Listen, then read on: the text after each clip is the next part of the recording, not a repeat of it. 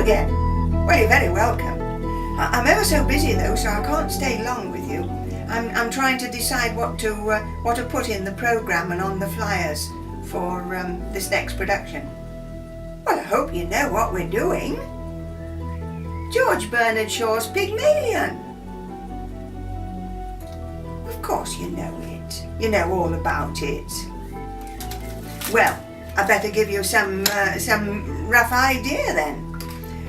It's all about the study of speech, the science of speech, the phonetics of speech. It is, it's very interesting. Right, well, how do you know, very often if you're eavesdropping on a conversation, people might have a bit of an accent, mightn't they? Or pronounce certain words in a slightly different way from the way you pronounce them.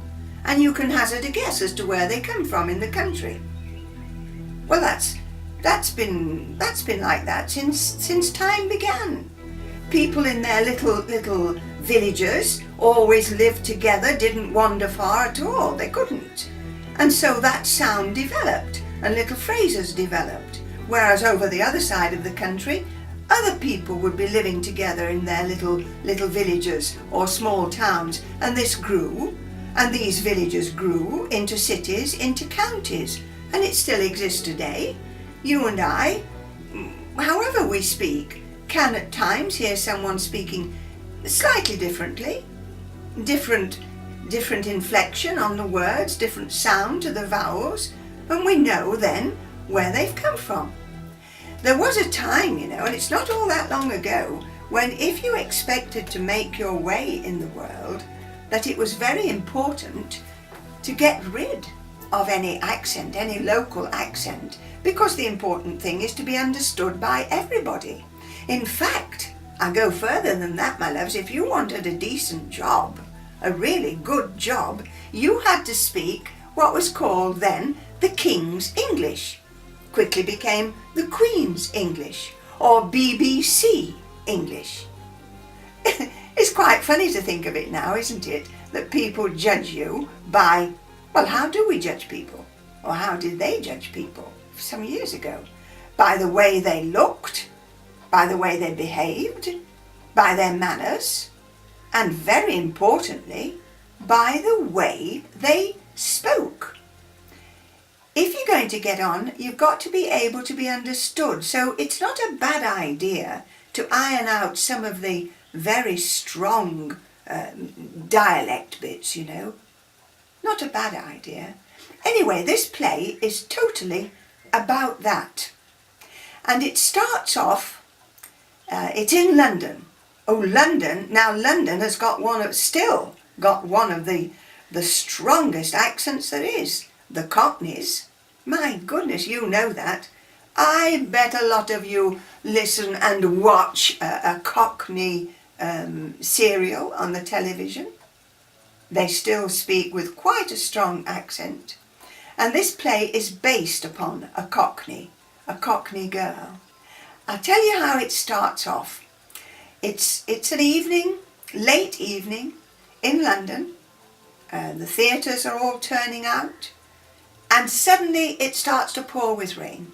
So people within this church area, where there's a huge portico and you can get in underneath and shelter a little, they made their way there in a bit of a hurry. The Cockneys, the locals wandering by, the posh people who spoke beautifully, coming out of the theatres, waiting for their menfolk to find them taxis.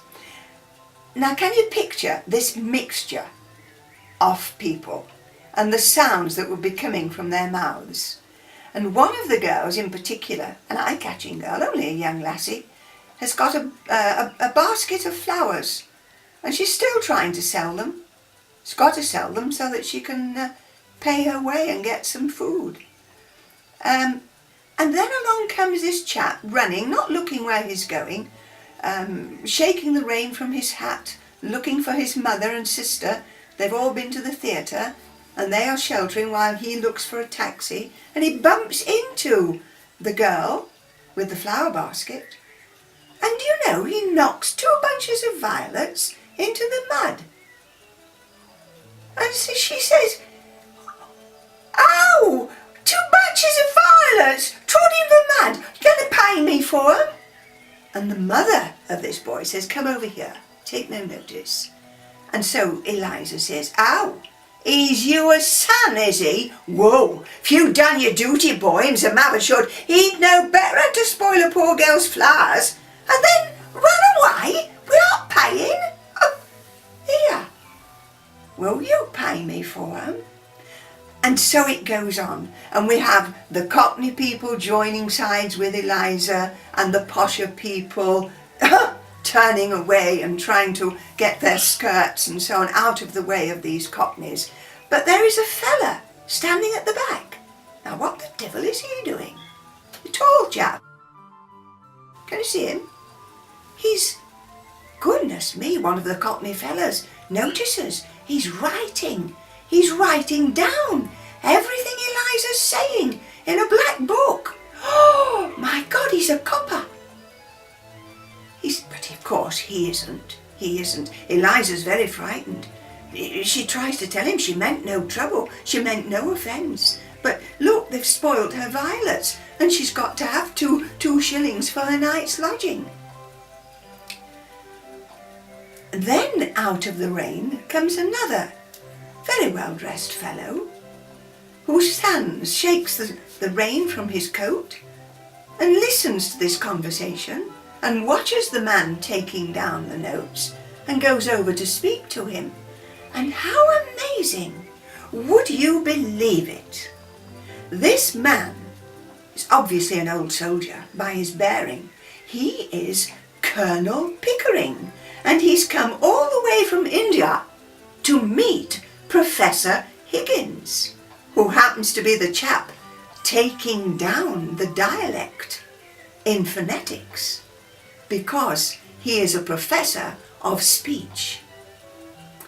And he says to Colonel Pickering, "Oh yes, I do take pupils to teach them how to speak properly. You see, this girl here in the gutter, if she has a good ear and works hard, I could turn her from this draggle-tail gutter snipe into a lady in 6 months, even in less time, if she has a good ear."